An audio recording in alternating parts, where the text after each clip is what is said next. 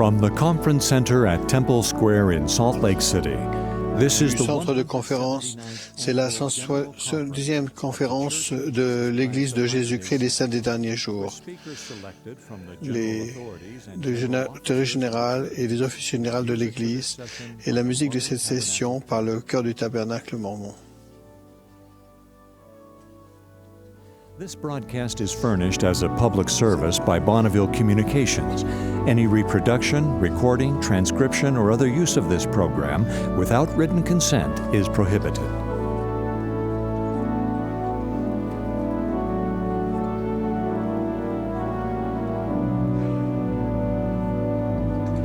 Henry B. Eyring, First Counselor in the First Presidency of the Church, will conduct this session. Henry B. Eyring, deuxième conseiller de l'Église, présidera cette session. Mes frères et sœurs, nous vous souhaitons la bienvenue cet après-midi à la 5e et dernière session générale de la 170e conférence générale d'avril de l'Église de Jésus-Christ des Saints des Derniers Jours. Thomas S. Monson, qui préside cette conférence, m'a demandé à moi, frère Eyring, de diriger cette session. Nous adressons nos salutations et donnons notre bénédiction aux membres de l'Église et aux nombreux amis de partout qui suivent cette session à la radio, à la télévision, par Internet ou satellite. La musique de cette session sera interprétée par le chœur du Tabernacle sous la direction d'Edgar Thompson et Mac Wilberg, avec Bonnie Wycliffe et Linda Marget à l'orgue. Le chœur ouvrira ses services religieux en chantant « Now we will sing with one accord ».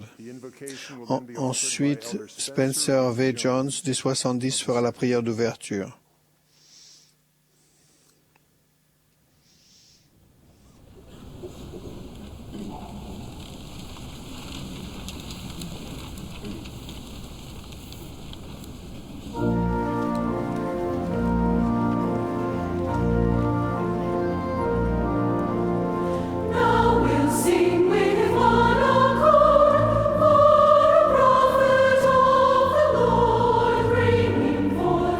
Praise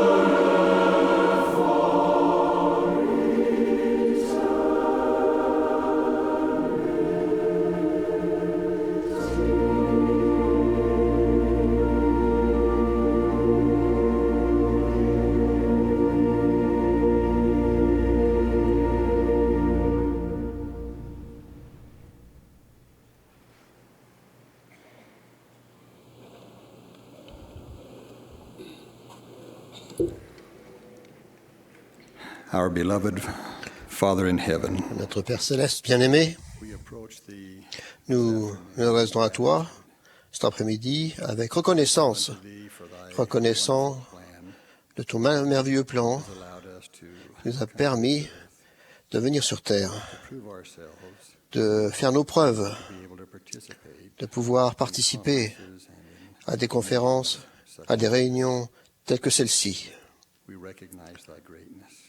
Nous sommes conscients de ta grandeur, de la bénédiction d'avoir ton Fils comme exemple dans notre vie, de suivre les modèles qu'il nous a donnés et d'obtenir le droit de retourner en ta présence dans la gloire qui accompagne le plan que tu as conçu pour nous. Sois avec nous aujourd'hui dans cette réunion afin que nous puissions nous rappeler ce que nous avons entendu lors des différentes conférences précédentes et d'emporter avec nous aussi ce qui sera enseigné aujourd'hui. Donne-nous des oreilles qui écouteront, des mains qui agiront et des cœurs qui donneront dans les efforts pour suivre l'exemple de ton Fils. C'est notre prière au nom de Jésus-Christ. Amen.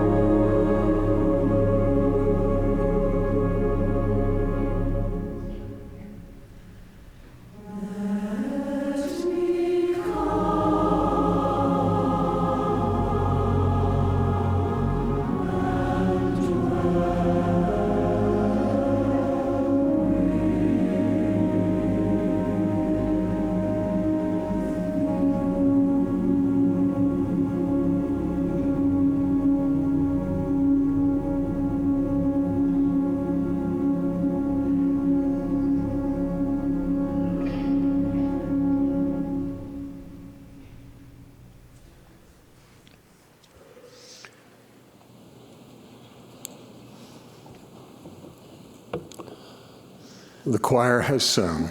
Le chœur vient de chanter « Ô mon Père ». Nous aurons maintenant le plaisir d'entendre Dalinette Shawks et David A. Bernard du Collège des 12 apôtres. Après leur discours, nous entendrons Gary A. Stevenson des 70.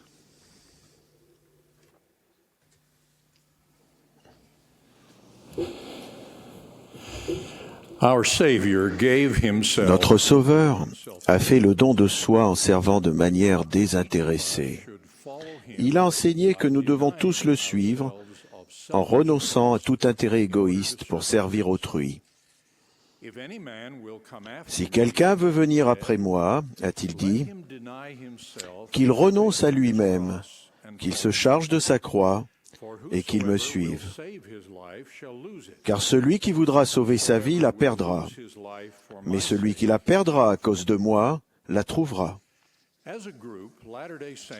En tant que groupe, les saints des derniers jours sont uniques pour ce qui est du respect de cet enseignement, uniques pour ce qui est de l'étendue de leur service désintéressé.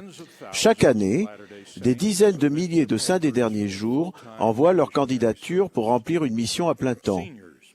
Les seniors mettent de côté les plaisirs de la retraite, le confort de leur maison et la compagnie aimante de leurs enfants et petits-enfants et partent servir des étrangers dans des lieux qu'ils ne connaissent pas.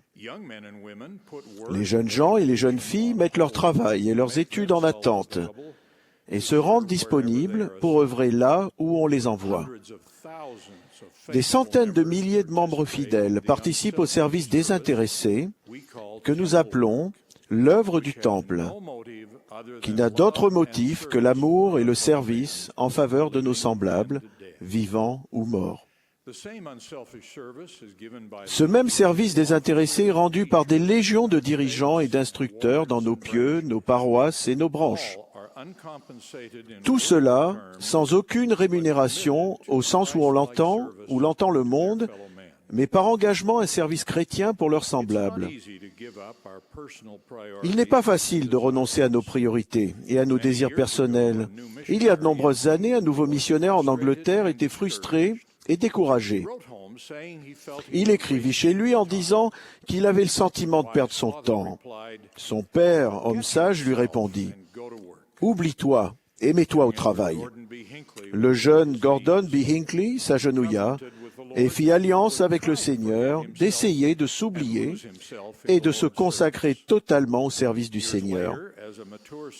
Des années plus tard, devenu serviteur mûr du Seigneur, frère Hinckley devait dire « Celui qui ne vit que pour lui-même s'étiole et meurt, alors que celui qui s'oublie au service d'autrui progresse et s'épanouit dans cette vie et dans l'éternité. »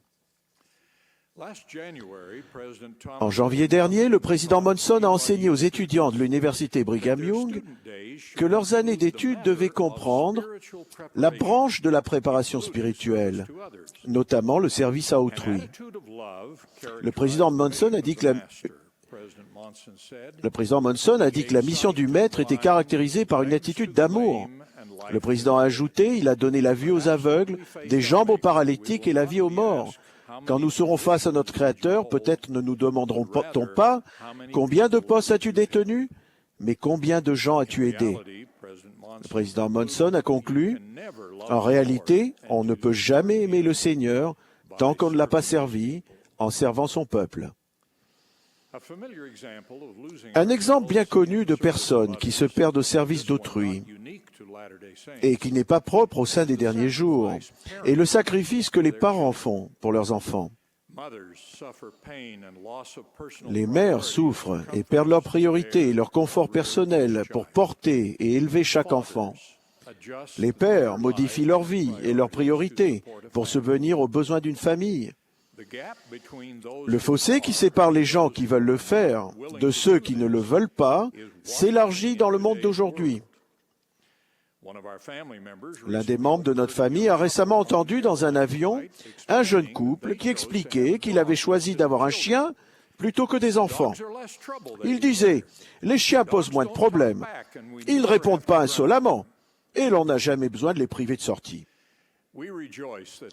Nous nous réjouissons que tant de couples de saints des derniers jours fassent partie des gens désintéressés qui sont disposés à renoncer à leurs priorités personnelles et à servir le Seigneur en portant et en élevant les enfants que notre Père Céleste confie à leurs soins. Nous nous réjouissons aussi de ceux qui s'occupent des membres handicapés, de leur famille et de leurs parents âgés. Aucun de ceux qui rendent ces services ne demande « Qu'est-ce que cela va me rapporter ?» Il faut pour tout cela mettre son confort personnel de côté pour rendre un service désintéressé. Tout cela contraste avec la célébrité, la fortune et les autres satisfactions immédiates qui font partie des voies du monde de tant de gens d'aujourd'hui. Les saints des derniers jours sont de manière unique engagés à se sacrifier. En prenant chaque semaine la Sainte Seine, nous témoignons de notre engagement à servir le Seigneur et nos semblables. Dans les cérémonies sacrées du Temple, nous faisons alliance de sacrifier et de consacrer notre temps et nos talents au bien d'autrui. Les saints des derniers jours sont aussi renommés pour leur capacité d'unir leurs efforts. Les pionniers mormons, qui ont colonisé l'Intermountain West, ont établi notre tradition bien enracinée de coopération désintéressée pour le bien commun. C'est dans cette tradition que s'inscrivent aujourd'hui les projets main serviables dans de nombreux pays. Lors de récentes élections, des saints des derniers jours se sont unis à d'autres personnes ayant les mêmes idées qu'eux pour défendre le mariage. Pour certains, ce service a signifié beaucoup de sacrifices et des souffrances personnelles qui ne sont pas terminées. La foi religieuse de nos membres et les services rendus dans l'Église leur ont appris comment travailler en coopération pour le bénéfice de la collectivité. Grâce à cela, les bénévoles saints des derniers jours sont très demandés dans l'enseignement, le gouvernement local, les œuvres caritatives et dans d'innombrables autres actions exigeant de grandes compétences dans le domaine de la coopération et des sacrifices désintéressés de temps et de moyens.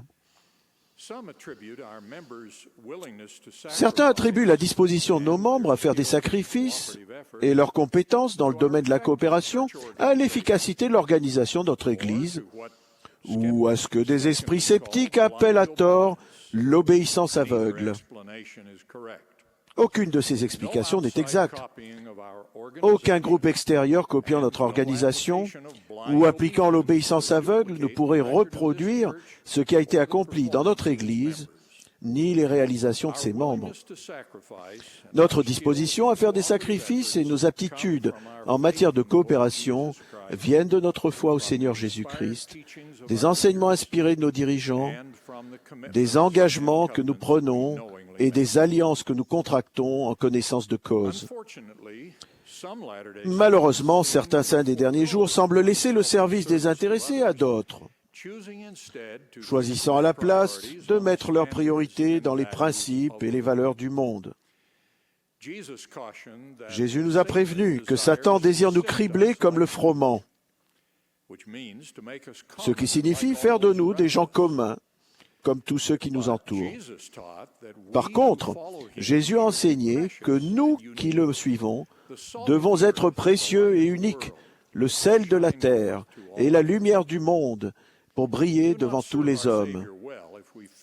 Nous ne servons pas correctement notre Sauveur si nous craignons l'homme plus que Dieu. Il a réprimandé des dirigeants de son Église rétablis qui cherchaient les louanges du monde et qui pensaient plus aux choses de la terre qu'à celles du Seigneur. Ces réprimandes nous rappellent que nous sommes appelés à établir les principes du Seigneur, pas à suivre ceux du monde. Elder John A. Widtsoe a déclaré « Nous ne pouvons pas marcher, ni parler, ni agir comme les autres hommes, parce qu'une destinée, une obligation et une responsabilité différentes sont placées sur nous et que nous devons nous y adapter. » Cette réalité s'applique à toutes les modes, notamment aux vêtements impudiques. Comme le disait un ami avisé, on ne peut pas être maître nageur sauveteur si l'on ressemble à tous les autres nageurs sur la plage.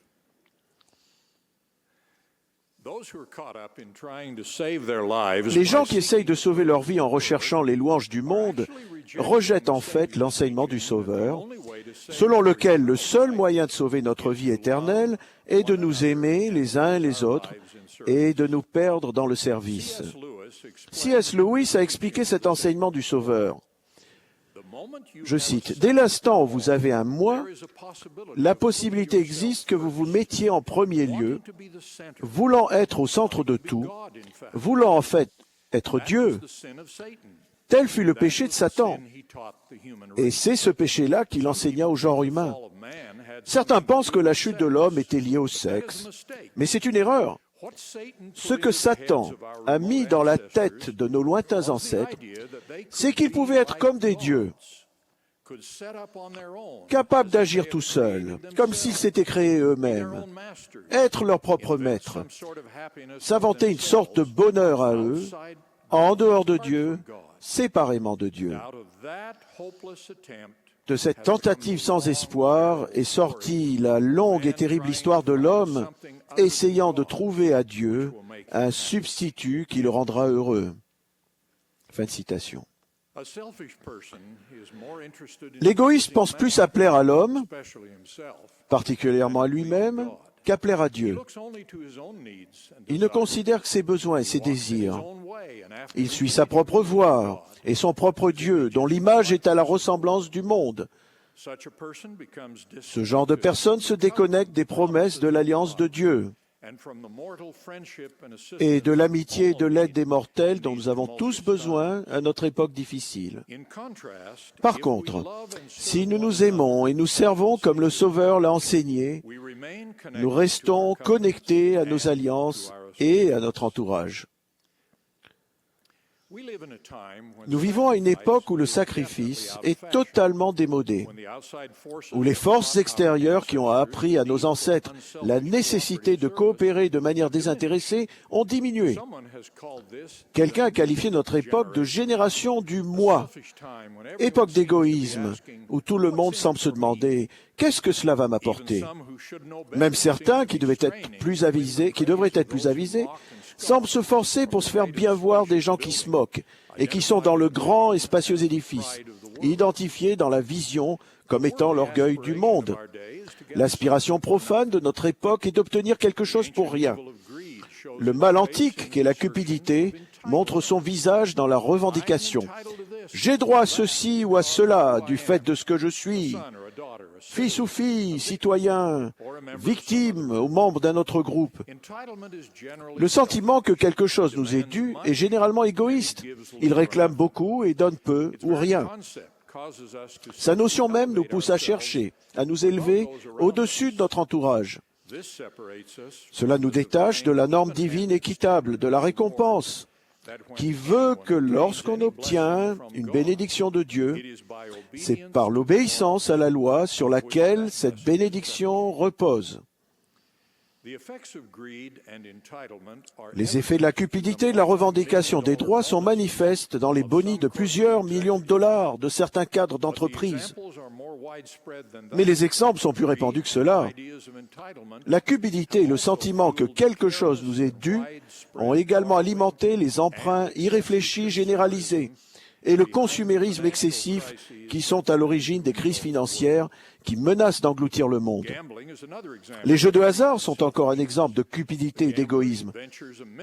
Le joueur mise une somme minimale dans l'espoir de gains gigantesques provenant des sommes prises aux autres joueurs. Quelle que soit la manière dont cela est déguisé, obtenir quelque chose pour rien est contraire à la loi de l'Évangile, qui est la loi de la moisson. Ce qu'un homme aura semé, il le moissonnera aussi. Les valeurs du monde enseignent à tort. C'est moi qui suis au centre de tout. Cette attitude corruptrice ne produit ni changement ni croissance. Elle est contraire à la progression éternelle vers la destinée que Dieu a prévue dans son grand plan pour ses enfants. Le plan de l'Évangile de Jésus-Christ nous élève au-dessus de nos désirs égoïstes et nous enseigne que cette vie a pour but ce que nous pouvons devenir.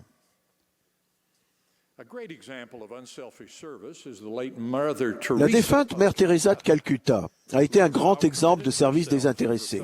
Elle qui, avec ses collaborateurs, avait fait vœu de servir sans réserve et librement les plus pauvres parmi les pauvres.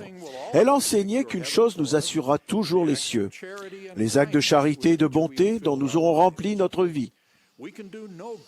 Mère Teresa assurait, nous ne pouvons pas faire de grandes choses, seulement de petites choses avec un grand amour. Quand cette servante catholique merveilleuse est décédée, la première présidence a envoyé un message de condoléances qui disait « Sa vie de service désintéressée est une inspiration pour le monde entier, et ses actes de bonté chrétienne resteront comme un mémorial pour les générations à venir. » C'est ce que le Sauveur appelait « Père de notre vie au service de nos semblables ». Chacun de nous doit appliquer ce principe à son attitude quand il va à l'Église. Certains disent « Je n'ai rien appris aujourd'hui » ou « Personne ne s'est occupé de moi » ou « On m'a vexé » ou « L'Église ne répond pas à mes besoins ». Toutes ces réponses sont égocentriques et toutes retardent la progression spirituelle. Par contre, un ami avisé a écrit « Il y a des années, j'ai changé d'attitude concernant mon assistance à l'Église. Je ne vais plus à l'Église pour moi, mais pour penser aux autres. Je me fais un devoir de dire bonjour aux personnes assises seules, d'accueillir les visiteurs, d'être volontaire pour une tâche. En bref, je vais chaque semaine à l'église avec l'intention d'être actif, pas passif, et d'apporter quelque chose de positif aux autres. En conséquence, aller aux réunions de l'église est beaucoup plus agréable et épanouissant. » Fin de citation. Tout cela illustre le principe éternel selon lequel nous sommes plus heureux et plus épanouis quand nous agissons et servons pour ce que nous donnons, non pour ce que nous en retirons. Notre Sauveur nous enseigne à le suivre, faisant les sacrifices nécessaires pour nous perdre au service des intéressés d'autrui. Si nous le faisons, il nous promet la vie éternelle, le plus grand de tous les dons de Dieu. La gloire et la joie de vivre en présence de Dieu, le Père, et de son Fils Jésus-Christ. Je témoigne d'eux et de leur grand plan pour le salut de leurs enfants. Au nom de Jésus-Christ. Amen.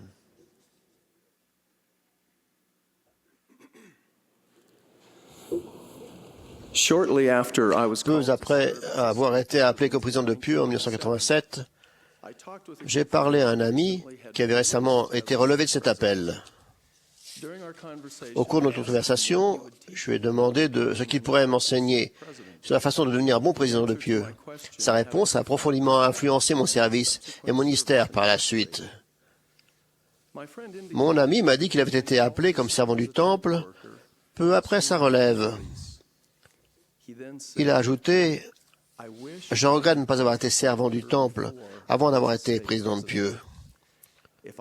Si j'avais servi au temple avant mon appel de président de Pieux, j'aurais été un président de Pieux très différent. » Sa réponse m'a intrigué et je lui ai demandé plus d'explications. Il a répondu « Je crois que j'ai été un bon président de Pieux. Les programmes en place dans notre Pieux fonctionnaient bien, nos statistiques étaient au-dessus de la moyenne. Mais mon service au temple a élargi ma vision.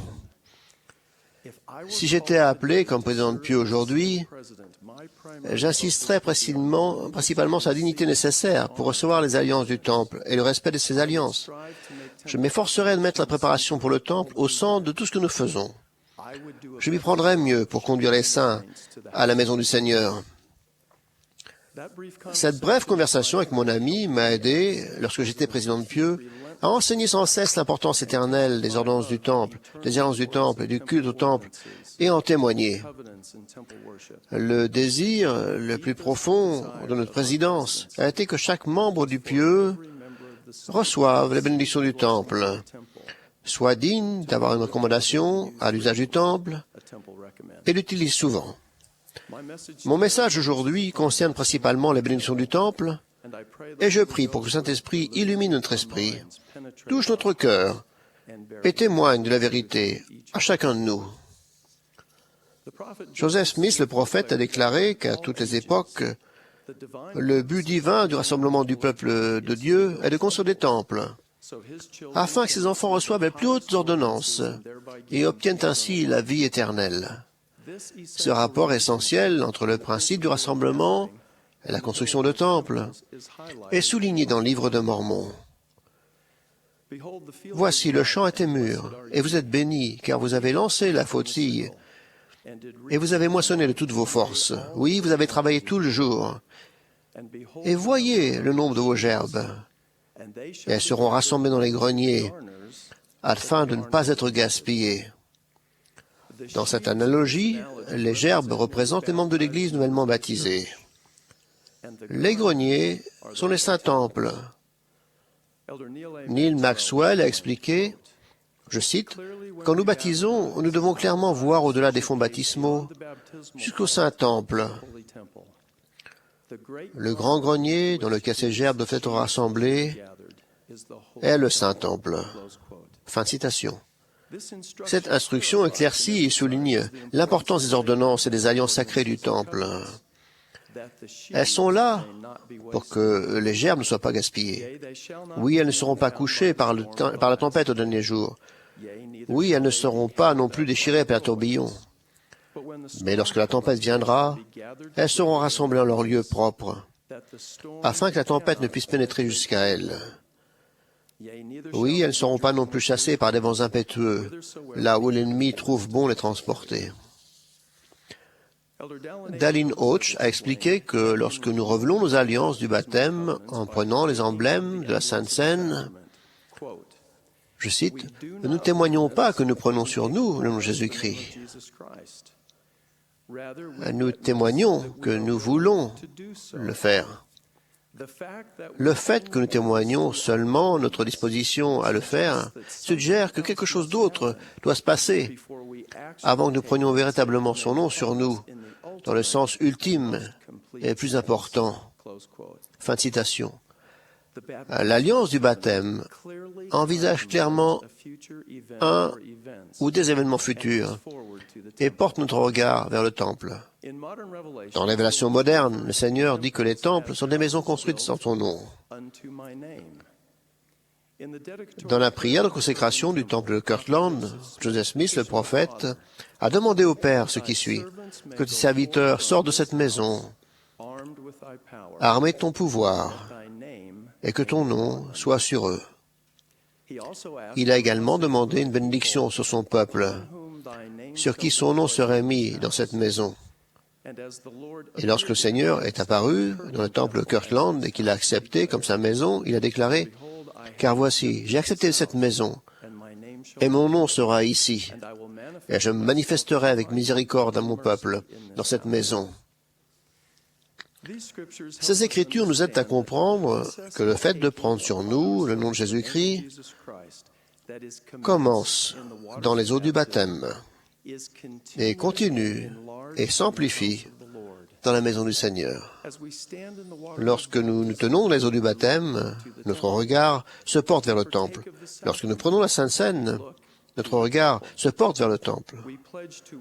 Nous nous engageons à toujours nous souvenir du Sauveur et à garder ses commandements pour nous préparer à participer aux ordonnances sacrées du temple et à recevoir les plus grandes bénédictions accessibles par le nom et l'autorité du Seigneur Jésus-Christ.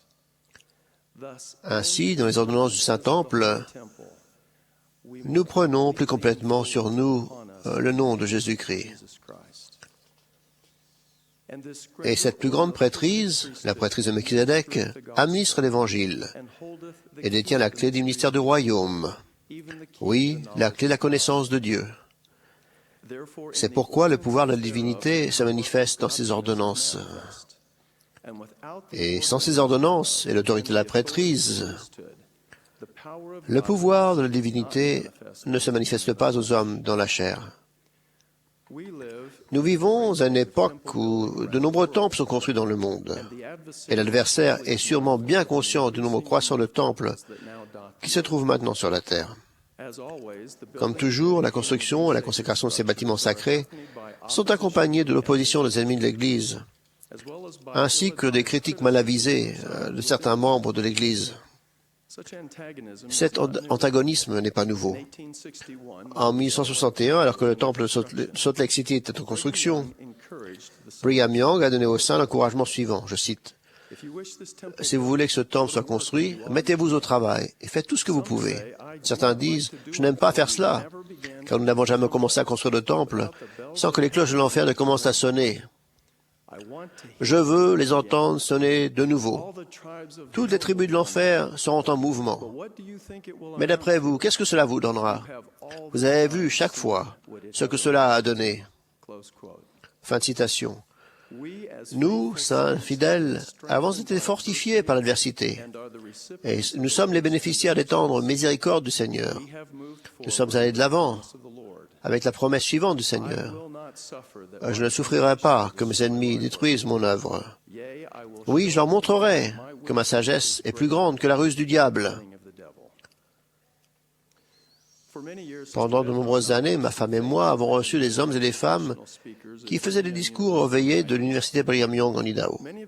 Beaucoup de ces orateurs étaient des membres des 70 émérites ou relevés qui avaient été présidents de temple après leur service comme autorité générale.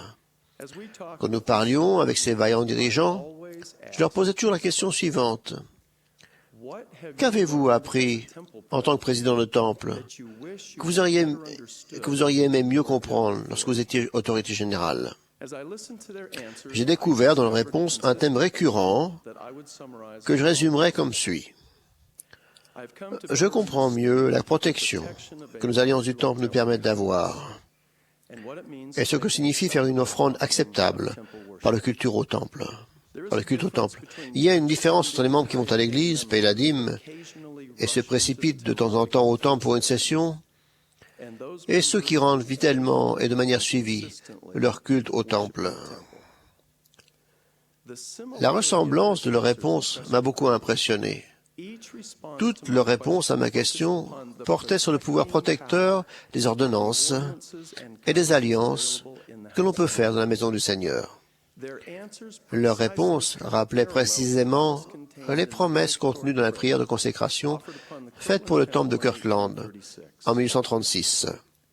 Nous te demandons, Père Saint, d'affermir ceux qui adoreront et qui honoreront leur nom et leur position dans cette maison, qui est la tienne, à toute génération et à toute éternité, afin que toute arme forgée contre eux soit sans effet, et que celui qui creusera une fosse pour eux y tombe lui-même, afin qu'aucune machination de la méchanceté n'ait le pouvoir de se dresser et de l'emporter sur ton peuple, sur qui ton nom sera mis dans cette maison. Et que si un peuple se dresse contre ce peuple, ta colère s'enflamme contre lui. et que s'il frappe ce peuple, tu le frappes, que tu combattes pour ton peuple, comme tu l'as fait le jour de la bataille, afin qu'il soit délivré des mains de tous tes ennemis.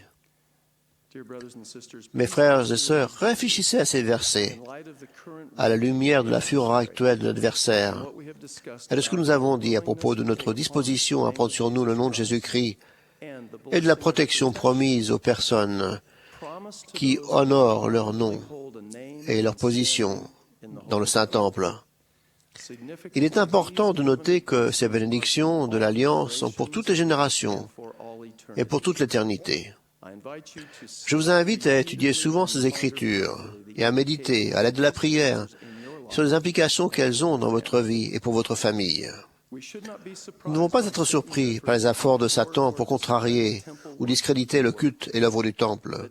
Le diable méprise la pureté et le pouvoir de la maison du Seigneur.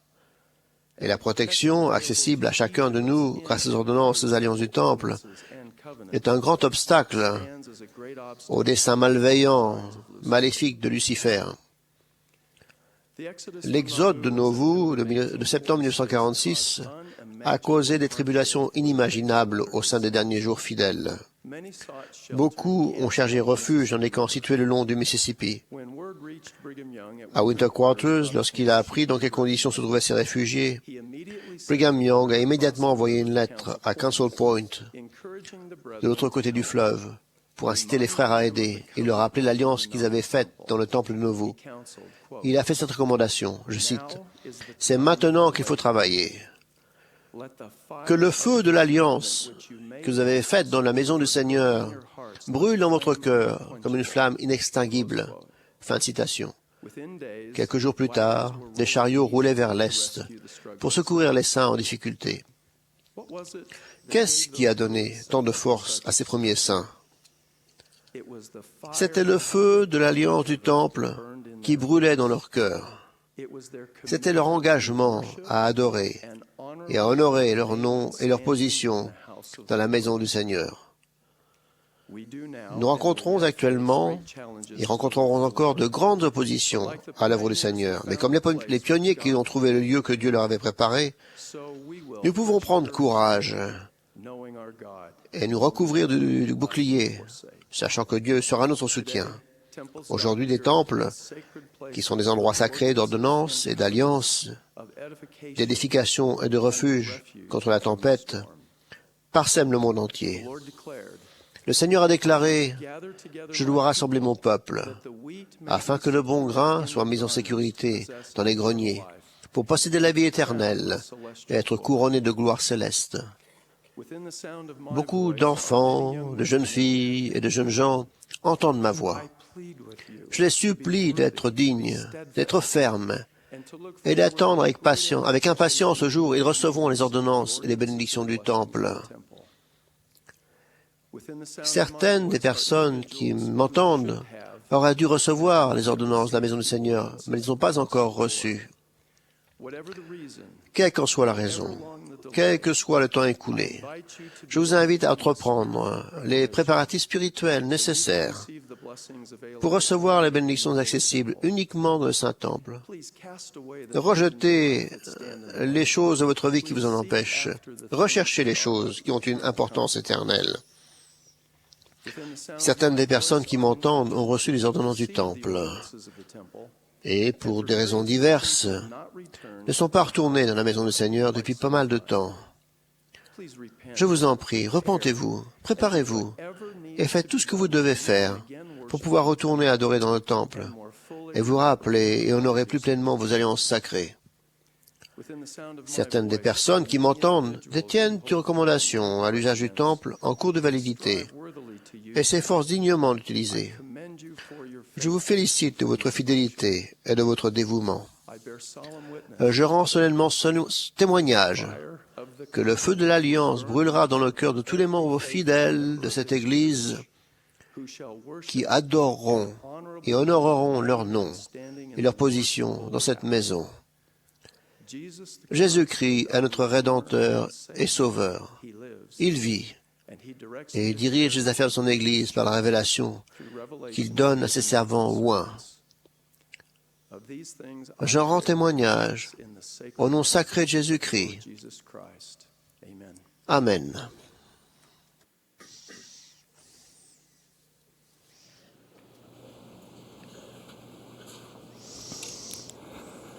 What a wonderful conference. Quelle merveilleuse conférence nous avons eue. Quelle bénédiction nous avons d'entendre les conseils de la première présidence et du Collège des 12 que nous soutenons comme prophètes, voyants et révélateurs. Je me souviens d'une douce après-midi ensoleillée où le printemps essayait de se frayer un chemin à travers un long hiver à Cache Valley en Utah. Mon père, dont les samedis étaient toujours bien remplis de tâches pour ses petits-fils, s'est arrêté chez nous pour nous offrir d'aller faire un tour. Toujours heureux de faire un tour dans le camion de grand-père, nos fils de 4 et 6 ans se sont précipités sur le siège arrière abattable et j'ai rejoint mon père à l'avant. Notre itinéraire nous a fait passer dans les rues de centre-ville qui contournent le temple de Logan, bien en vue sur une colline, magnifiquement située au centre de la ville. En nous éloignant de la ville, nous sommes passés des rues goudronnées très fréquentées à des chemins de terre peu utilisés où nous avons traversé de vieux ponts et zigzagué entre les arbres, loin de la campagne. Nous étions loin de tout autre véhicule et entièrement seuls. Lorsqu'il s'est rendu compte que ses petits-fils se trouvaient dans un endroit où il n'était jamais encore allé, mon père a arrêté son camion. « Vous pensez qu'on est perdu ?» a-t-il demandé au garçon qui ouvrait de grands yeux sur la vallée à travers le pare-brise. Après un moment d'évaluation silencieuse, la réponse profonde d'un jeune enfant s'est fait entendre. « Regarde, grand-père, a-t-il dit en pointant du doigt. On n'est jamais perdu quand on peut voir le temple. » Notre regard s'est dirigé dans la même direction que le sien pour voir le soleil miroiter sur les flèches du temple de Logan tout au bout de la vallée. On n'est jamais perdu quand on peut voir le temple. Le temple sera votre guide et celui de votre famille dans un monde où règne le chaos. C'est un poteau indicateur éternel qui vous aidera à ne pas vous perdre dans le brouillard de ténèbres. C'est la maison du Seigneur. C'est un endroit où se font des alliances et où s'accomplissent des ordonnances éternelles. Dans le livre de Mormon, le roi Benjamin a demandé aux saints de son époque et de son pays de se rassembler, chaque homme ayant la porte de sa tente tournée vers le temple. Nous, les membres de l'Église, nous avons récemment reçu les conseils des prophètes de notre temps qui, si nous les suivons, tourneront plus complètement la porte de notre foyer vers le temple. La première présidence a demandé aux membres adultes de détenir une recommandation à l'usage du temple en cours de validité et de s'y rendre plus souvent quand le temps et les circonstances le permettent et a recommandé aux membres de remplacer certaines activités de loisirs par le service au temple. Ils ont aussi recommandé aux nouveaux membres et aux jeunes de l'Église âgés de 12 ans et de vivre plus de manière à être digne à contribuer à cette grande œuvre en étant représentants pour les baptêmes et les confirmations. Même nos jeunes enfants ont été invités à se rendre dans les jardins du temple et même à toucher le temple. Le président Monson a un jour donné le conseil suivant: « Touchons le temple et le temple nous touchera. » Nous avons la bénédiction de vivre dans une dispensation de construction de temples où 146 temples ont été consacrés et annoncés. À la définition de temple dans le Bible Dictionary, nous pouvons lire: c'est le lieu de culte le plus saint de tous sur la terre. Suivi de cette déclaration pénétrante: seul le foyer est aussi sacré que le temple. À mon avis, cela indique une relation unique entre le temple et le foyer. Nous pouvons non seulement tourner la porte de notre foyer vers le temple, la maison du Seigneur, mais aussi faire de notre foyer une maison du Seigneur. Récemment, à une conférence de Pieux, l'orateur a demandé à toutes les personnes présentes de faire une visite virtuelle de leur foyer à l'aide de leurs yeux spirituels. Je recommande à chacun d'entre vous de le faire également. Où que soit votre foyer, quel qu'en soit l'agencement, la mise en pratique des principes éternels de l'Évangile en ces murs est universelle. Commençons. Imaginez-vous ouvrant la porte d'entrée et entrant chez vous. Que voyez-vous et que ressentez-vous? Est-ce un endroit de paix, d'amour et un refuge contre le monde comme l'est le temple? Est-il propre et rangé? En parcourant les pièces de votre maison, voyez-vous des images édifiantes, y compris des images convenables du temple et du Sauveur? Votre chambre ou l'endroit où vous dormez est-il propice à la prière personnelle? Votre salle de séjour ou votre cuisine sont-elles des endroits où l'on prépare et prend les repas ensemble, permettant des conversations édifiantes et du temps en famille? Trouve-t-on les Écritures dans une pièce où les membres de la famille peuvent étudier, prier et s'instruire ensemble? Pouvez-vous trouver votre lieu d'étude personnelle de l'Évangile? La musique que vous entendez ou les divertissements que vous voyez en ligne ou autrement offensent-ils l'esprit? Les conversations sont-elles édifiantes et sans dispute? Ainsi s'achève notre visite. Peut-être que, comme moi, vous avez trouvé quelques points qui nécessitent certaines améliorations de l'habitat, pas de transformation radicale, espérons-le. Que notre espace de vie soit grand ou petit, humble ou extravagant, il y a de la place pour toutes ces priorités de l'Évangile dans tous nos foyers. Pour que le temple et les membres qui y vont restent sacrés et dignes, le Seigneur a instauré des normes par l'intermédiaire de ses serviteurs les prophètes. Nous ferions bien de penser ensemble, en conseil de famille, à des normes pour notre foyer, pour le garder sacré et pour lui permettre d'être une maison du Seigneur. L'exhortation établissait une maison qui sera une maison de prière, une maison de jeûne, une maison de foi, une maison de connaissance, une maison de gloire, une maison d'ordre, une maison de Dieu. Donne une idée divine du genre de maison que le Seigneur voudrait vous voir édifier. En agissant ainsi, nous commençons à édifier une demeure spirituelle dans laquelle nous pouvons tous résider, quelle que soit notre condition matérielle. Un foyer rempli de trésors que la teigne et la rouille ne détruisent pas. Il existe une unité de justice entre le temple et le foyer. La compréhension de la nature éternelle du temple vous rapprochera de votre famille. La compréhension de la nature éternelle de votre famille vous rapprochera du temple. Howard W. Hunter, ancien président de l'Église, a déclaré « Par les ordonnances du temple, les fondements de la famille éternelle sont scellés et mis en place. » Boyd K. Packer a donné le conseil suivant. Dites le mot temple. Dites-le calmement et avec révérence. Répétez-le maintes fois. Temple. Temple. Temple. Ajoutez le mot saint. Saint-temple. Dites-le comme s'il avait une majuscule, quelle que soit sa place dans la phrase. Temple. Un seul autre mot a une importance égale pour un saint des derniers jours. Foyer. Assemblez les mots Saint-temple et foyer, et vous avez décrit la maison du Seigneur. L'année dernière, les enfants de la primaire se sont réunis, des milliers d'entre eux du monde entier, dans toutes les paroisses et branches pour chanter pour leurs familles et pour les membres de leur paroisse à l'occasion de la réunion de Sainte-Seine des enfants. Leurs chants parlaient d'inspiration, de promesses et de préparation. Les sujets de leurs chants prennent naissance dans des foyers sacrés et se poursuivent dans des temples sacrés. Je pense que vous entendrez la mélodie dans votre cœur pendant que je lis les paroles.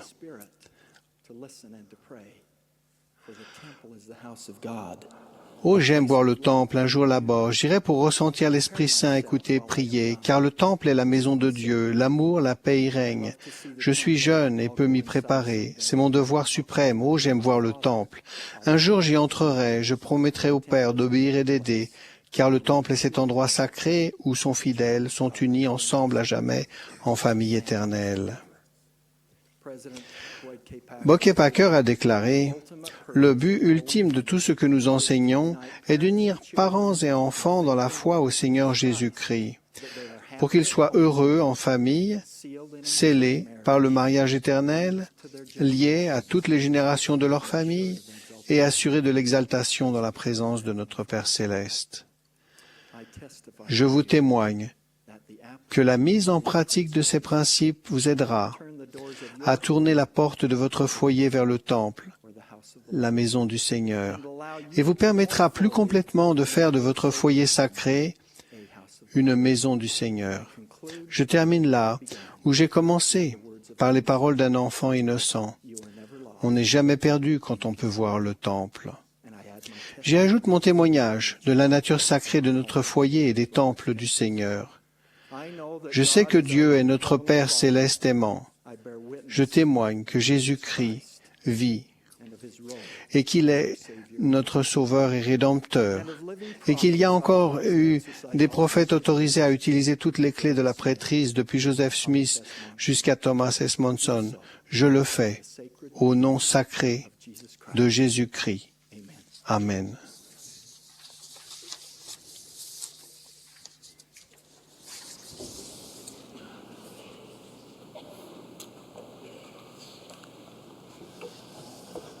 Le chœur et l'assemblée vont maintenant chanter vers Sion, cité promise.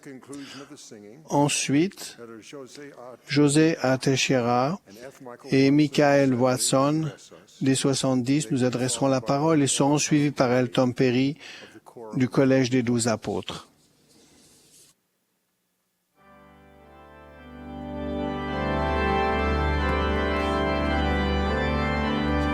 This is the 179th Annual General Conference of The Church of Jesus Christ of Latter-day Saints.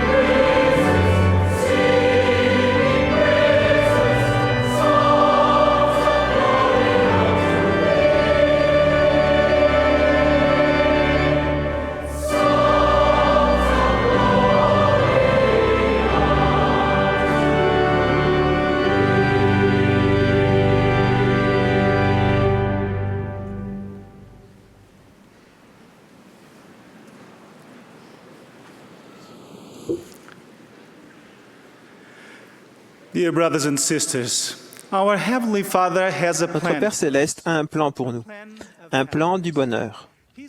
Son plan est centré sur le Seigneur Jésus-Christ et sur son expiation. Le fait de suivre les enseignements et l'exemple de Jésus-Christ nous permettra de comprendre plus pleinement notre rôle dans ce plan. Dans le premier chapitre du livre de Moïse, nous trouvons une déclaration courte mais précieuse qui résume simplement l'œuvre de Dieu, à savoir réaliser l'immortalité et la vie éternelle de l'homme. Dans notre traversée de la vie pour retourner à notre Père et devenir davantage semblable à lui, nous ne sommes pas seuls. Dieu nous a accordé les dons nécessaires pour nous aider dans notre expérience ici-bas. Les dons spirituels sont des bénédictions ou des capacités données par Dieu à ses enfants. Ces dons nous aident à diriger notre vie pour atteindre des buts éternels. Comme il est réconfortant de savoir qu'il y a un plan qui nous donne un Sauveur, Jésus-Christ. Son sacrifice permet à toutes les personnes qui respectent les enseignements de son Évangile d'être pardonnées si elles se repentent. Comme il est réconfortant de savoir que nous pouvons trouver de l'aide pour réussir dans les efforts que nous faisons pour retourner vivre avec notre Père céleste. Comme il est réconfortant de savoir que nous ne sommes pas seuls à naviguer sur les eaux inconnues des expériences de la vie. Il y a un don qui nous aidera dans notre navigation, un don qu'il a accordé à tous, la faculté et le pouvoir de choisir. Nos choix ont le pouvoir indéniable de transformer notre vie. Ce don est un signe extraordinaire de confiance de sa part et en même temps une responsabilité précieuse que nous avons de l'utiliser avec sagesse. Notre Père céleste respecte notre liberté de choix et ne nous forcera jamais à faire ce qui est juste et ne nous empêchera pas non plus de faire des choix médiocres. Cependant, son invitation concernant ce don important et vital est clairement exprimée dans les Écritures. Mais voici, ce qui est de Dieu invite et incite continuellement à faire ce qui est bien. C'est pourquoi tout ce qui invite et incite à faire le bien et à aimer Dieu et à le servir est inspiré de Dieu. Les mots « continuellement à faire ce qui est bien » illustrent bien le principe que nous devons appliquer dans l'exercice de notre libre arbitre. Les choix sont assortis de conséquences qui peuvent ou non se manifester immédiatement après notre prise de décision. Il est essentiel d'utiliser les dons spirituels que nous avons reçus pour rester sur le bon chemin. J'ai récemment utilisé un récepteur GPS de poche. C'est un appareil incroyable qui consiste en une antenne réglée sur les fréquences transmises par des satellites loin au-dessus de la Terre, avec un écran qui indique ma position actuelle sur la Terre. Au cours des dernières décennies, ce genre d'appareil a été largement utilisé à des fins scientifiques, à l'élaboration de cartes, pour les relevés topographiques et plus récemment pour éviter aux gens de se perdre lorsqu'ils roulent en voiture. Tout au long de l'histoire, le genre humain a essayé d'éviter de se perdre. Par exemple, dans mon pays natal, le Portugal, durant la période des découvertes au XVe siècle, les navigateurs partis des côtes de Lisbonne, à travers des mers sur lesquelles aucun bateau n'avait jamais navigué auparavant, ont utilisé les meilleures cartes possibles et calculé la position des étoiles en naviguant sur des vaisseaux modernes pour l'époque pour trouver leur destination. En dépit de tout cela, il ne leur était pas facile de naviguer sous des vents contraires et ils ont erré sans fin bien des fois avant de trouver leur chemin sur le vaste océan. Par contre, aujourd'hui, avec ce récepteur GPS, je peux toujours avoir en simultané la réponse à des questions telles que « Où suis-je ? Où vais-je ? Quel est le meilleur moyen d'y arriver ? Quand y arriverai-je ? » Avec ce petit appareil, je me sens en grande sécurité lorsque je suis en voiture et j'ai confiance qu'il me conduira là où je veux aller avec une précision et une exactitude extraordinaire. Cependant, je me souviens qu'un jour, alors que je conduisais dans un parking souterrain, j'ai fait la connaissance d'une nouvelle fonction de cet appareil. Une voix d'avertissement m'a surpris. « Réception satellite perdue ». Les structures de béton qui m'entouraient avaient coupé le signal du satellite et causé la perte de la connexion avec l'appareil. Lorsque je suis revenu à l'air libre, je me suis également rendu compte que le GPS avait besoin de temps pour capter à nouveau le signal qui lui était nécessaire. Nous aussi, nous avons en nous un GPS qui nous permet de savoir à chaque instant ce qui est bien et ce qui est mal, et nous aide également à faire de bons choix. Nous naissons avec la capacité naturelle de distinguer le bien du mal, du fait de la lumière du Christ qui est donnée à chacun. Cette capacité s'appelle la conscience. La possession de cette lumière fait de nous des êtres responsables. De plus, en tant que membres de l'Église, nous avons reçu le don du Saint-Esprit pour nous réconforter, nous protéger et nous guider. Cependant, comme les autres facultés, notre conscience peut devenir inerte à cause du péché ou d'une mauvaise utilisation. Si nous devenons insensibles aux choses de Dieu, nous perdons la réception du signal dont nous avons besoin pour être guidés. Le respect des commandements est la meilleure assurance de maintenir une connexion forte avec le divin. Le président Monson a dit « Notre vie dépendra des décisions que nous prenons, car les décisions déterminent la destinée. » Je rends témoignage que le fait de choisir le bien conduit finalement au bonheur, alors que les mauvais choix nous conduisent au malheur. Apprendre à choisir ce qui est bien et respecter les commandements crée une habitude qui nous aide à nous réaliser, à ressembler davantage à notre Père Céleste et à son Fils Jésus-Christ, et à nous qualifier pour hériter toutes les bénédictions promises aux fidèles. Un autre don qui nous aidera à diriger notre vie est la capacité de croire aux paroles des gens qui témoignent de Jésus-Christ.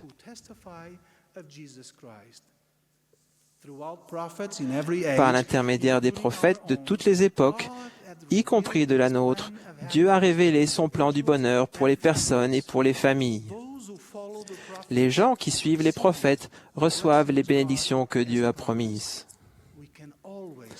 Nous pouvons toujours faire confiance aux prophètes vivants. Leurs enseignements sont le reflet de la parole et de la volonté du Seigneur. Car le Seigneur, l'Éternel, ne fait rien sans avoir révélé son secret à ses serviteurs, les prophètes. Les paroles d'un chant de la primaire nous donnent l'exhortation suivante. Suis les prophètes, suis-les sans hésiter. Suis les prophètes, car ils sauront toujours te guider. Pour trouver de l'aide pendant notre vie, suivons les prophètes, ils sont nos amis. Je témoigne que notre Père Céleste se soucie de chacun d'entre nous, qu'il écoute nos prières et y répond, qu'il communique avec ses prophètes pour nous guider. Si nous développons notre foi pour croire aux paroles des prophètes et les appliquer, nous renforcerons notre témoignage du plan du bonheur et du rôle essentiel de Jésus-Christ dans ce plan. Avec le pouvoir de choisir et la capacité inhérente de croire aux paroles des gens qui témoignent de Jésus-Christ, nous serons capables de traverser les grandes eaux de la vie et d'atteindre notre destinée éternelle. Ce week-end, nous avons été instruits par des prophètes, des voyants et des révélateurs. Je suis reconnaissant pour les directives que notre Père Céleste nous donne et pour son Fils Jésus-Christ, notre Sauveur et Rédempteur.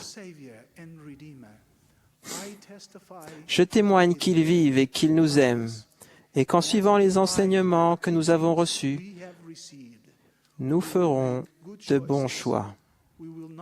Nous ne nous perdrons pas et nous atteindrons notre demeure éternelle.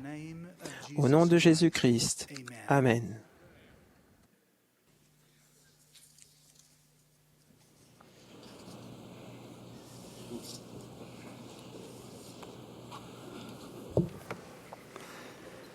Pendant mon enfance et mon adolescence dans le village de Spring City en Utah, j'avais l'occasion chaque été de passer 2 semaines seul avec mon père à garder les moutons dans les montagnes de Montagne-la-Salle.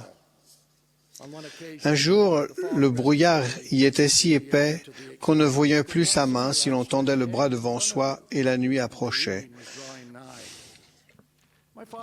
Mon père m'a conseillé de retourner au camp. Il me suivrait bientôt.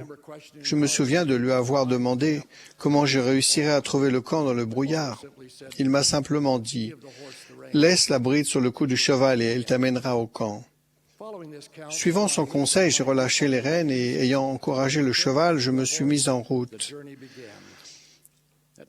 De temps à autre, une branche basse que je ne voyais pas me fouettait le visage, ou un arbre effleurait ma jambe.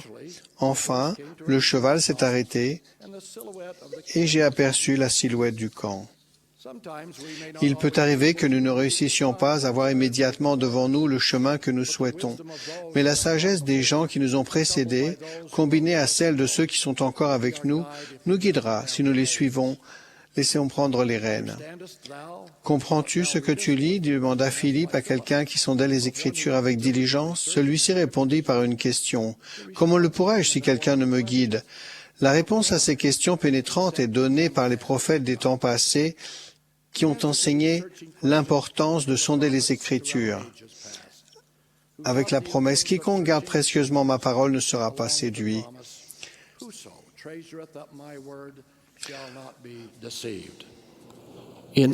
Dans chaque dispensation, le Seigneur a donné des commandements aux prophètes. Ils doivent proclamer toutes ces choses au monde afin que s'accomplisse ce qui a été écrit. La section 1 des Doctrines et Alliances constitue la préface du Seigneur à la doctrine, aux alliances et aux commandements donnés dans cette dispensation de la plénitude des temps. Il faut relever particulièrement les versets 37 et 38. Sondez ces commandements, car ils sont vrais et dignes de foi, et les prophéties et les promesses qu'ils contiennent s'accompliront toutes. Ce que moi, le Seigneur, ai dit, je l'ai dit, et je m'en excuse pas. Et même si les cieux et la terre passent, ma parole ne passera pas, mais s'accomplira entièrement, que ce soit par ma voix ou par la voix de mes serviteurs. C'est la même chose. C'est la voix de 7 des serviteurs du Seigneur que je parle aujourd'hui. En mars 1970, le souhait que j'avais depuis longtemps de pouvoir servir les serviteurs choisis par le Seigneur a commencé à se réaliser. Depuis le début, des occasions se sont présentées d'être en contact direct avec les frères du Collège des 12 et plus tard avec les membres de la première présidence, et ce pendant près de 40 ans. C'est au cours de ces années de formation que, dans mon cœur, s'est développée la compréhension de la citation. Ma parole ne passera pas, mais s'accomplira entièrement. D'importantes exhortations ont été données lors des conférences générales passées, et d'autres seront prononcées par ceux qui détiennent la sagesse des temps passés, permettant à notre cœur de brûler au-dedans de nous. C'est dans la mise en pratique de ces conseils que nous devons être forts, ne jamais renoncer et persévérer jusqu'à la fin. Par exemple, Joseph Fielding Smith citait souvent les paroles du 24e chapitre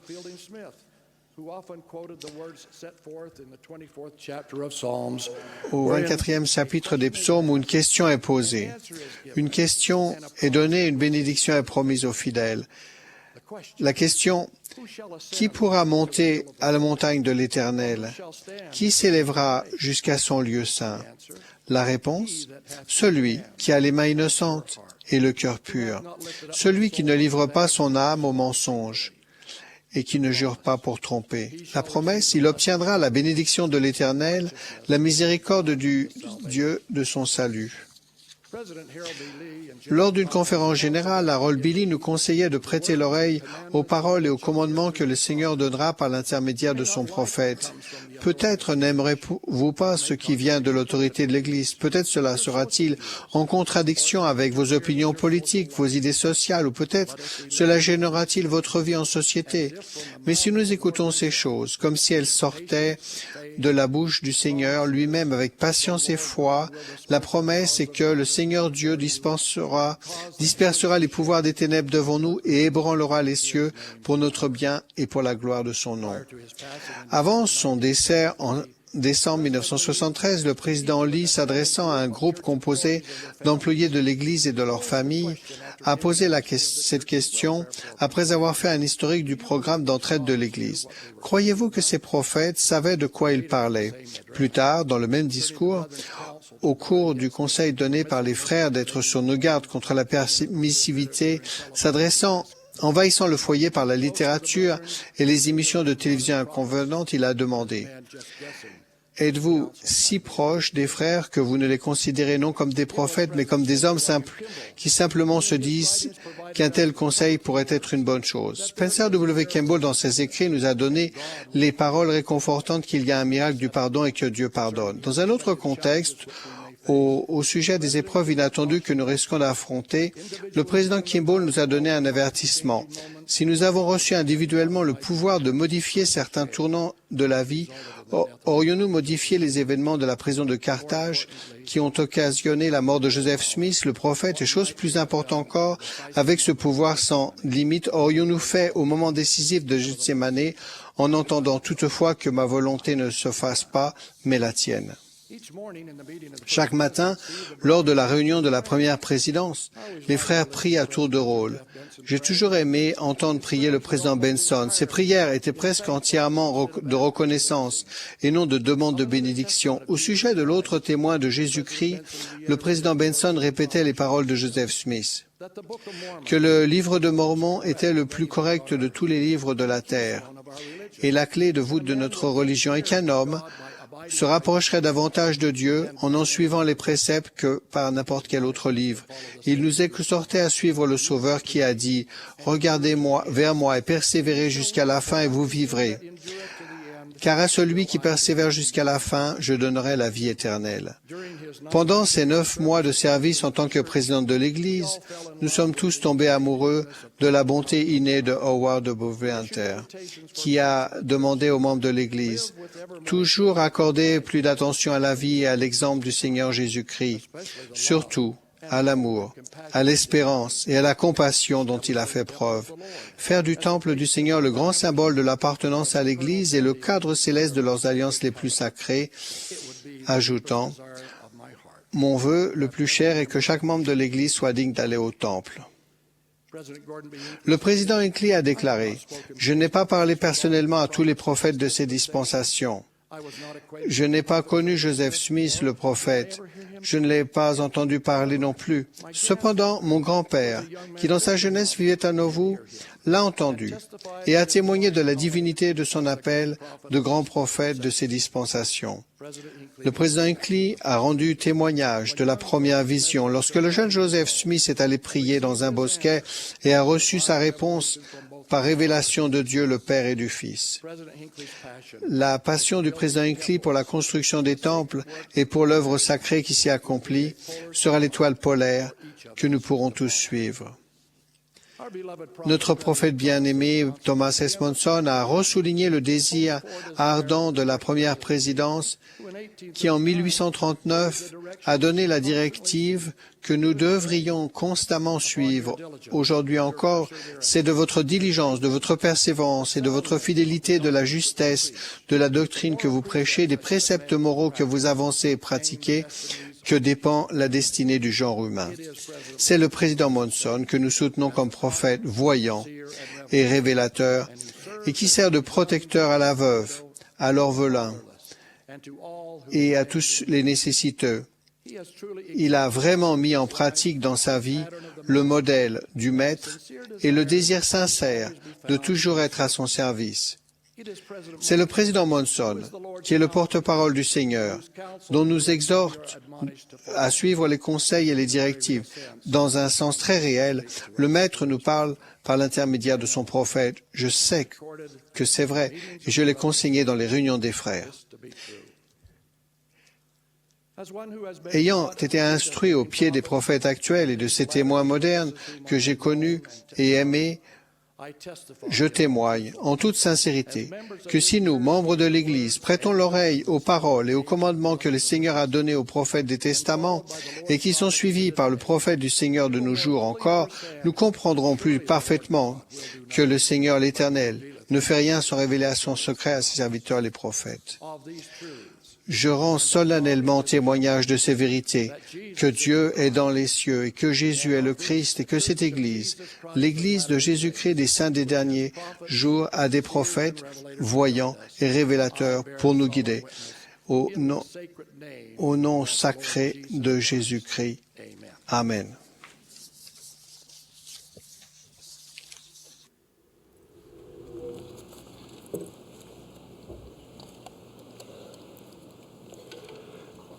Il y a de nombreuses années, je roulais sur University Avenue près de l'entrée de Provo Canyon et j'ai vu la circulation ralentir devant moi. Plus loin, des voitures de police, leurs gyrophares allumés, un camion de pompiers et des véhicules de secours étaient massés et bloquaient la route menant au canyon. Au début, j'étais agacé, car nous allions sans doute rester là pendant longtemps. J'étais également curieux. Qu'est-ce qui causait toute cette agitation? En regardant la paroi rocheuse sur la partie est de l'entrée du canyon, j'ai vu des hommes grimper. J'ai supposé qu'ils faisaient partie de l'équipe de secours. Vers quoi grimpaient-ils? Finalement, j'ai vu ce que c'était. Une brebis perdue avait trouvé le moyen d'escalader 8 mètres de la paroi rocheuse et était coincée là. Ce n'était ni une chèvre de montagne, ni un mouflon, mais simplement une brebis blanche séparée du troupeau d'un gardien de moutons. N'ayant rien d'autre à faire, j'ai scruté la paroi pour trouver un passage jusqu'à la brebis perdue, et je n'ai absolument pas pu trouver comment elle y était arrivée. Néanmoins, elle y était, et tous les gens qui s'agitaient devant moi se concentraient sur son sauvetage. À ce jour, je ne connais pas la fin de l'histoire, puisque la police a trouvé le moyen de faire repartir la circulation. Tandis que je m'éloignais, une chose m'inquiétait. Les sauveteurs étaient certainement bien intentionnés. Mais comment la brebis allait-elle réagir face à eux? Je suis sûr qu'ils avaient un plan pour la calmer. Peut-être allaient-ils lui faire une piqûre de tranquillisant, tirée de près, afin de pouvoir l'attraper avant qu'elle ne tombe.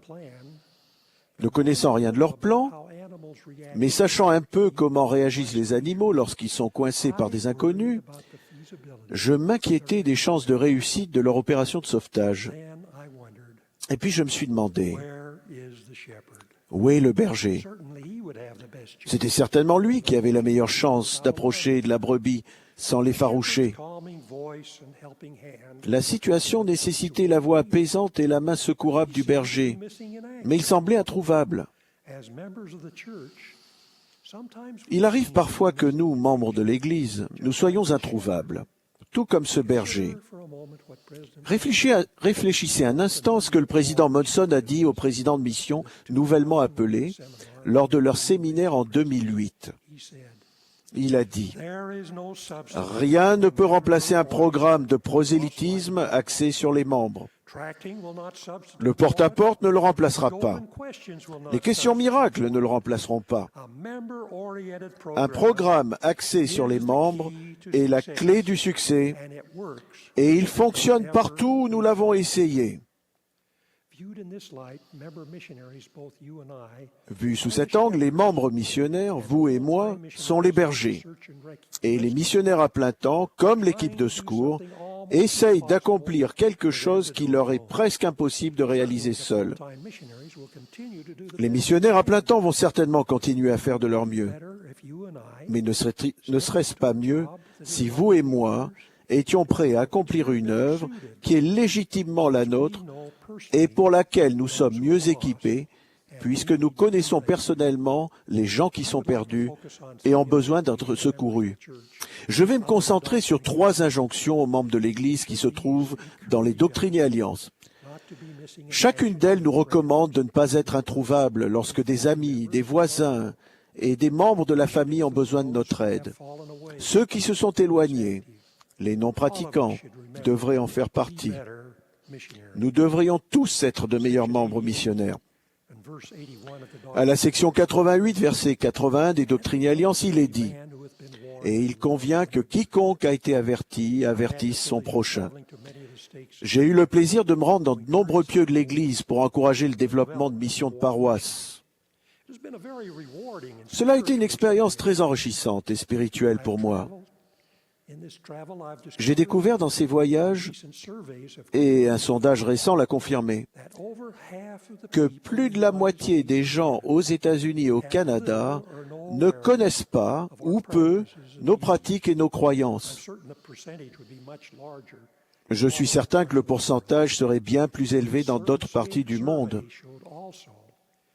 Ce même sondage montrait aussi que lorsque des non-membres sont en contact avec des membres fidèles de l'Église pendant une période prolongée, ou sont exposés à des renseignements clairs et exacts concernant les croyances et la doctrine de l'Église, leur attitude devient positive et ouverte. L'Église compte plus de 50 000 missionnaires à plein temps de par le monde.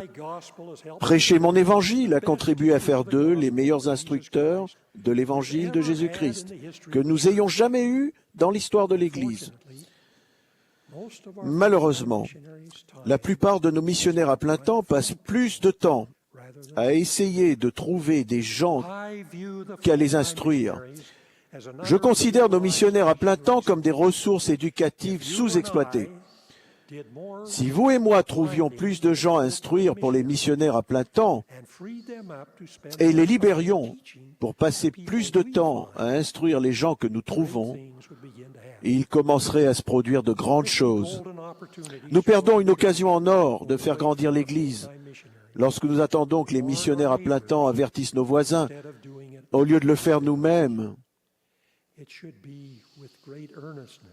Nous devrions, avec une grande ferveur, apporter la lumière de l'Évangile aux gens qui recherchent les réponses offertes par le plan de salut. Beaucoup se font du souci pour leur famille. Certains recherchent la sécurité dans un monde aux valeurs changeantes. Nous avons l'occasion de leur donner espoir et courage et de les inviter à venir avec nous et à se joindre aux personnes qui embrassent l'Évangile de Jésus-Christ. L'Évangile du Seigneur est sur terre et sera une bénédiction pour eux, ici et dans les éternités à venir. L'Évangile est centré sur l'expiation de notre Seigneur et Sauveur. L'expiation a le pouvoir de laver les péchés, de guérir et d'accorder la vie éternelle. Toutes les bénédictions incommensurables de l'expiation ne peuvent être données qu'aux personnes qui vivent les principes et reçoivent les ordonnances de l'Évangile, la foi en Jésus-Christ, le repentir, le baptême, la réception du don du Saint-Esprit et la persévérance jusqu'à la fin. Notre grand message missionnaire au monde est que toute l'humanité est invitée à être secourue et à se joindre au troupeau du bon berger, Jésus-Christ. Notre message missionnaire est renforcé par la connaissance du rétablissement. Nous savons que Dieu parle à ses prophètes aujourd'hui, comme dans les temps anciens. Nous savons aussi que son évangile est administré avec le pouvoir et l'autorité de la prêtrise rétablie. Aucun autre message n'est plus important du point de vue de l'éternité pour tous les gens qui vivent aujourd'hui sur terre. Nous devons tous enseigner ce message aux autres, avec puissance et conviction. C'est le murmure doux et léger du Saint-Esprit qui témoigne, par notre intermédiaire, du miracle du rétablissement. Mais tout d'abord, nous devons ouvrir la bouche et témoigner. Nous devons avertir nos voisins. Cela m'emmène à la deuxième écriture que je veux vous lire dans les Doctrines et Alliances. Tandis que le verset 80 de la section 88 nous enseigne que l'œuvre missionnaire devient notre responsabilité à tous dès que nous avons été avertis, les versets 7 à 10 de la section 33 nous enseignent d'ouvrir la bouche. Le verset 7 ne laisse aucun doute à l'esprit de quiconque à mémoriser la section 4 des Doctrines et Alliances que le Seigneur parle de l'œuvre missionnaire. Oui, en vérité, je vous dis que le champ blanchit déjà pour la moisson. C'est pourquoi, lancez vos faucilles et moissonnez de toute votre puissance, de tout votre esprit et de toute votre force. Puis vient l'injonction, 3 fois, d'ouvrir la bouche. Ouvrez la bouche, et elle sera remplie. et vous deviendrez comme Néphi, autrefois, qui quitta Jérusalem pour voyager dans le désert. Oui, ouvrez la bouche, et ne vous ménagez pas, et vous aurez le dos chargé de gerbes, car voici, je suis avec vous. Oui, ouvrez la bouche, et elle sera remplie pour dire, repentez-vous, repentez-vous, préparez le chemin du Seigneur, et aplanissez ses sentiers, car le royaume des cieux est proche. Que dirons-nous chacun si nous devons ouvrir la bouche 3 fois? Je vais faire une suggestion. Tout d'abord, nous devons déclarer notre croyance en Jésus-Christ et en son expiation. Son acte rédempteur est une bénédiction pour toute l'humanité parce qu'il lui accorde l'immortalité et le potentiel de jouir du plus grand don de Dieu à l'homme, celui de la vie éternelle. La deuxième fois que nous ouvrons la bouche, nous devons raconter en nos propres termes l'histoire de la première vision. C'est-à-dire que nous savons qu'un garçon, qui n'avait pas encore tout à fait 15 ans, s'est rendu dans un bosquet et qu'après qu'il a prié sincèrement et humblement, les cieux se sont ouverts à lui. Après des siècles de confusion, la vraie nature de la divinité et les vrais enseignements de Dieu ont été révélés au monde. La troisième fois que nous ouvrons la bouche, témoignons du livre de Mormon, un autre témoignage de Jésus-Christ. Le livre de Mormon complète la Bible en nous donnant une compréhension accrue de la doctrine de l'Évangile de notre Sauveur. Le livre de Mormon témoigne de façon convaincante que Joseph Smith est réellement un prophète de Dieu. Si le livre de Mormon est vrai, la prêtrise a été rétablie. Si le livre de Mormon est vrai, alors, avec le pouvoir de cette prêtrise, Joseph Smith a rétabli l'Église de Jésus-Christ. Je viens de terminer le livre d'Alma dans ma lecture actuelle du livre de Mormon. Vers la fin de son grand message à l'église de Zarahemla, Alma déclare « Car quel est parmi vous le berger qui, ayant beaucoup de brebis, ne veille pas sur elles pour que les loups n'entrent pas dévorer son troupeau ? Et voici, si un loup entre dans son troupeau, ne le chasse-t-il pas ? Oui, et à la fin, s'il le peut, il le fait périr. Et maintenant, je vous dis que le bon berger vous appelle. Et si vous voulez écouter sa voix, il vous emmènera dans sa bergerie. Et vous êtes ses brebis. Et il vous commande de ne permettre à aucun loup féroce d'entrer parmi vous, afin que vous ne soyez pas détruits. Le Sauveur est le bon berger, et nous sommes tous appelés à son service. La brebis sur la paroi, à l'entrée de Provo Canyon, et ces paroles d'Alma me rappellent la question posée par le Sauveur au 15e chapitre de Luc. Quel homme d'entre vous, s'il a 100 brebis, et qu'il en perde une, ne laisse les 99 autres dans le désert pour aller après celle qui est perdue, jusqu'à ce qu'il la retrouve. Habituellement, lorsque je pense berger et troupeau, je pense aux conditions requises du berger, ou à son intendance de faire tout ce qu'il peut pour toutes ses brebis. Cependant, cette expérience m'a rappelé qu'elle correspond à la parabole de la brebis perdue. Et mes pensées se sont tournées vers la situation précaire de cette brebis égarée, seule et incapable de faire un pas vers le haut, et tout aussi incapable de revenir en arrière et de redescendre, comme elle a dû se sentir affolée et désespérée, totalement incapable de se sauver seule, à un pas d'une catastrophe certaine. Il est important que nous réfléchissions tous à ce qu'on le ressent lorsque l'on est perdu et à ce que cela veut dire être un berger spirituel qui laisse les 99 brebis pour chercher celle qui est perdue. Ces bergers peuvent avoir besoin du savoir-faire et de l'assistance de l'équipe de secours, mais ils sont présents, bien présents, et ils grimpent juste à côté pour sauver ceux qui ont infiniment de valeur aux yeux de Dieu, car ils sont ses enfants. Ces bergers répondent à l'injonction finale d'être un membre missionnaire de la section 18 des Doctrines et Alliances que je vais lire. Et si vous travaillez toute votre vie à appeler ce peuple au repentir et que vous m'emmenez, ne fût-ce qu'une seule âme, comme votre joie sera grande avec elle dans le royaume de mon Père. Or, si votre joie est grande avec cette seule âme, que vous m'aurez emmené dans le royaume de mon Père, comme elle sera grande si vous m'en emmenez beaucoup. Comme les Écritures l'enseignent aussi, ces bergers éprouvent une joie indicible. J'en rends témoignage au nom de Jésus-Christ. Amen.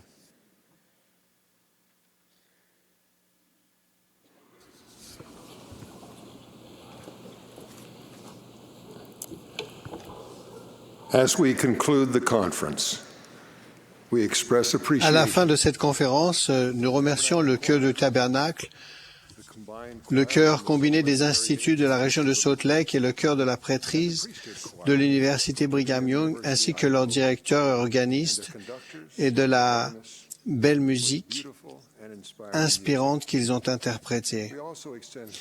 Nous remercions également toutes les personnes qui ont participé de différentes manières à ces sessions. Le dernier orateur de cette session sera Thomas S. Monson. Notre prophète bien-aimé. Après le discours du président Monson, le chœur chantera « Dieu soit avec toi jusqu'au revoir ». Après le cantique, Robert C. Hawks, des 70, fera la prière de clôture. La prochaine conférence aura lieu dans 6 mois.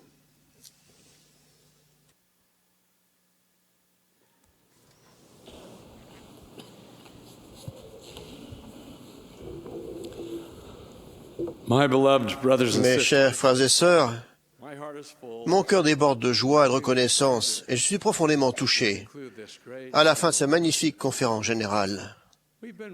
Nous avons été abondamment bénis d'écouter les recommandations et les témoignages des orateurs. Je crois que nous sommes tous plus déterminés à vivre les principes de l'Évangile de Jésus-Christ. J'exprime mes sincères remerciements à tous les participants de la conférence, y compris aux frères qui ont fait les prières. La musique a été magnifique. Combien je suis reconnaissant aux personnes qui ont la bénédiction d'avoir des talents musicaux et qui sont disposés à en faire profiter les autres. Cela me rappelle le passage de Doctrine et Alliance, car mon âme met ses délices dans le chant du cœur. Oui, le chant des justes est une prière pour moi, et il sera exaucé par une bénédiction sur leur tête. Puissions-nous nous souvenir longtemps de ce que nous avons entendu au cours de cette conférence. Je vous rappelle que les discours sont publiés dans l'Ensign et le Liona du mois prochain. Je vous exhorte à étudier les discours, à méditer sur les enseignements qui contiennent, puis à les appliquer à votre vie. Je tiens à ce que vous sachiez combien j'aime et j'estime mes conseillers dévoués, les présidents Haring et Urdorf. Ce sont des hommes d'une grande sagesse et d'une grande compréhension. Leur service est inestimable. J'aime et soutiens mes frères du Collège des 12 apôtres. Au cours de cette conférence, nous avons soutenu un nouveau membre de ce collège. Il est complètement dévoué à l'œuvre du Seigneur.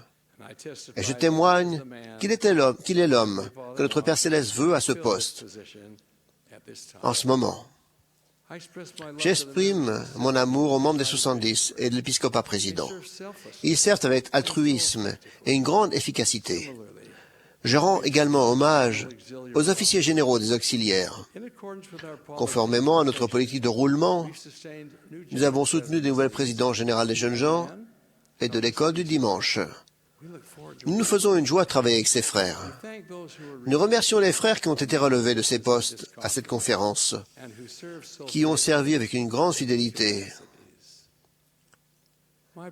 Mes frères et sœurs, puissions-nous nous efforcer de vivre de manière à être plus proches du Seigneur. Puissions-nous nous rappeler de toujours prier, de peur d'entrer en tentation. Parents, exprimez votre amour à vos enfants. Priez pour eux, afin qu'ils soient capables de résister aux maux du monde. Priez afin que leur foi et leur témoignage grandissent. Priez afin qu'ils mènent une vie de bonté au service d'autrui. Enfants, faites savoir à vos parents que vous les aimez. Faites-leur savoir combien vous êtes reconnaissants de tout ce qu'ils ont fait et continuent de faire pour vous. À présent, une mise en garde à tous, jeunes et vieux, hommes et femmes. Nous vivons à une époque où l'adversaire utilise tous les moyens possibles pour nous piéger dans sa toile de mensonges, essayant désespérément de nous faire chuter avec lui. Nombreux sont les sentiers qu'il veut nous faire emprunter, sentiers qui peuvent conduire à notre destruction. Des progrès réalisés dans de nombreux domaines qui peuvent être employés pour notre bien peuvent aussi être employés pour nous faire avancer plus vite sur ce sentier horrible. Je me sens poussé à en mentionner un en particulier, et c'est l'Internet. D'un côté, il offre des possibilités quasiment illimitées d'obtenir des renseignements utiles et importants. Grâce à lui, nous pouvons communiquer avec d'autres personnes dans le monde entier. L'Église elle-même a un excellent site Internet, plein de renseignements édifiants à de grandes valeurs, ainsi qu'une documentation extrêmement précieuse. Mais d'un autre côté, nous sommes extrêmement alarmés devant le nombre de gens qui utilisent Internet à des fins maléfiques et dégradantes. Fins parmi lesquelles la consommation de pornographie est la plus répandue. Mes frères et sœurs, ces activités détruisent littéralement l'esprit. Soyez forts, soyez purs, évitez à tout prix ce genre de contenu dégradant et destructeur, où qu'il se trouve. J'adresse cette mise en garde à tous, partout. J'ajoute, en particulier à l'attention des jeunes, que cela inclut les images pornographiques transmises par téléphone portable. Mes très chers amis, ne vous laissez en aucune circonstance piéger et ne regardez jamais de pornographie. C'est l'une des plus efficaces tentations de Satan. Et si vous vous êtes laissé aller à le faire, cessez dès maintenant. Demandez l'aide qui vous est nécessaire pour vaincre et pour changer le cours de votre vie.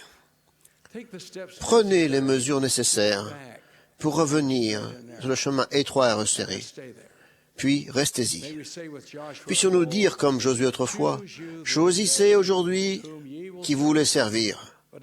Moi et ma maison, nous servirons l'Éternel. » À présent, mes frères et sœurs, nous avons construit des temples dans le monde entier, et nous continuerons de le faire. Vous qui êtes dignes et capables d'aller au temple, je vous exhorte à y aller souvent. Le temple est un lieu où nous pouvons trouver la paix. Nous y puisons un engagement renouvelé vis-à-vis de l'Évangile et une résolution renforcée de respecter les commandements. Quelle bénédiction de pouvoir aller au temple, où nous pouvons ressentir l'influence sanctificatrice de l'Esprit du Seigneur. Nous rendons un grand service quand nous accomplissons les ordonnances par procuration pour les personnes qui sont passées de l'autre côté du voile. Dans de nombreux cas, nous ne connaissons pas les gens pour qui nous faisons les ordonnances. Nous n'attendons pas le remerciement et nous n'avons pas l'assurance qu'ils accepteront ce que nous offrons. Et cependant, nous servons. Et ce faisant, nous obtenons ce qu'aucun autre effort ne donne. Nous devenons littéralement des sauveurs sur la montagne de Sion. Notre Sauveur a donné sa vie en sacrifice par procuration pour nous. Et nous, dans une faible mesure, Nous faisons la même chose quand nous accomplissons les ordonnances par procuration dans le temple pour les gens qui n'ont aucun moyen de progresser. Si ceux qui sont ici, sur la terre, ne font pas quelque chose pour eux. Je suis profondément reconnaissant que l'Église continue d'apporter une aide humanitaire là où il y a de grands besoins. Nous avons fait beaucoup dans ce domaine et nous avons soulagé des milliers et des milliers d'enfants de notre Père qui sont de notre foi ou non. Nous avons l'intention de continuer à aider partout où ce sera nécessaire. Nous vous sommes reconnaissants de vos contributions dans ce domaine. Mes frères et sœurs, combien je suis reconnaissant pour l'établissement de l'Évangile en cette dispensation et pour toutes les bénédictions que cela nous a apportées, à vous et à moi. Nous sommes bénis, car nous avons la connaissance certaine que Dieu vit et que Jésus est le Christ.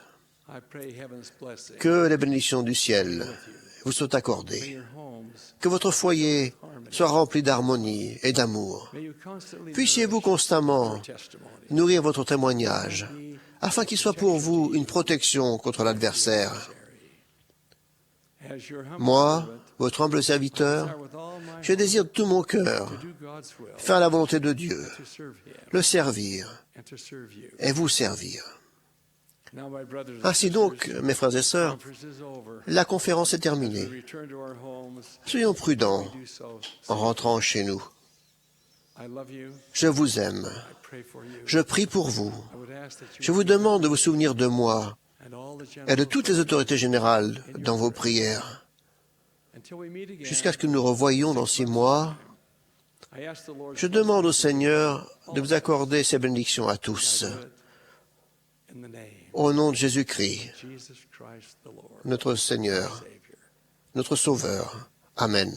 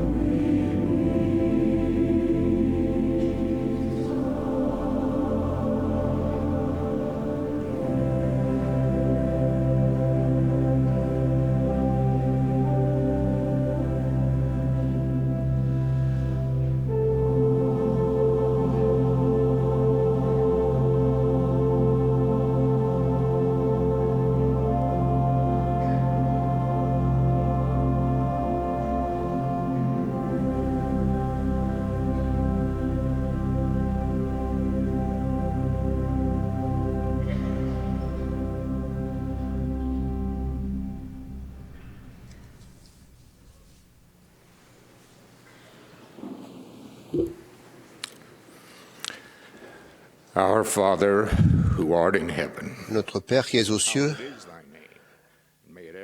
que ton nom soit sanctifié, qu'il le soit aussi dans notre cœur, dans notre âme. Père, nous inclinons la tête en reconnaissance devant toi, dans le monde entier,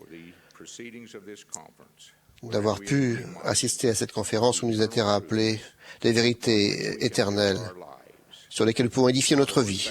Père, nous sommes reconnaissants du prophète qui est sur la terre aujourd'hui, reconnaissants qu'il préside ces instructions que nous avons reçues, reconnaissant les paroles qui nous ont été adressées de sa part, reconnaissant de son exemple d'application d'évangile et de tendre la main aux autres. Père, nous sommes reconnaissants des paroles que nous aura appelées ton Fils Jésus-Christ, sa vie, son sacrifice expiatoire. Père, nous sommes reconnaissants de ce qui nous a été rappelé concernant les temples, le pouvoir, la puissance, la sérénité qui peuvent être accordés à notre vie quand nous nous y rendons pour t'adorer. Nous sommes reconnaissants de la technologie, des transmissions, des enregistrements qui permettent que ces paroles soient entendues dans le monde entier. Ils permettent de les écouter de nouveau, les relire. Aide-nous à les méditer et nous efforcer d'édifier notre vie sur ces préceptes et ces vérités éternelles qui nous ont été rappelées. Père, à la fin de cette conférence, nous te demandons de nous accompagner chez nous, sains et saufs, fait que nous soyons tous désireux de construire notre vie, l'édifier selon les principes de vérité qui nous ont été enseignés. Nous t'adressons cette prière de reconnaissance, en particulier pour ton Fils Jésus-Christ et son sacrifice expiatoire. Nous te faisons cette prière et te remercions au nom de Jésus-Christ. Amen.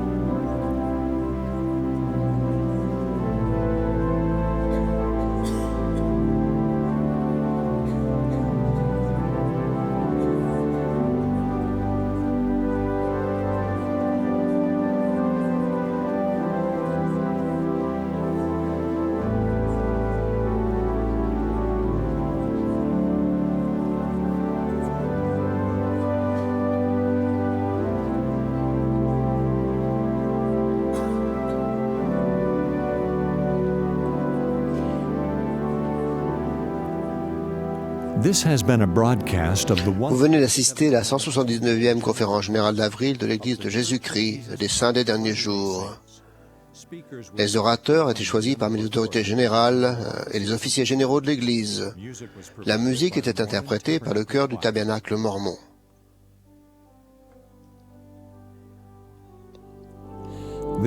Cette émission a été diffusée à titre de service public par Bonneville Communications. Toute reproduction, enregistrement, transcription ou autre utilisation de cette émission sans autorisation écrite est interdite.